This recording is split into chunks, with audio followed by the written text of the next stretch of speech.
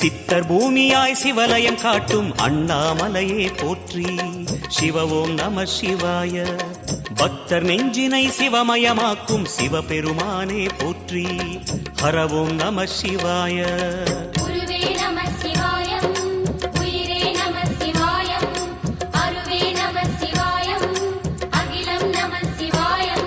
நம சிவாய நம சிவாய ஓம் நம சிவாய. நம சிவாய நம சிவாய ஓம் நம சிவாய.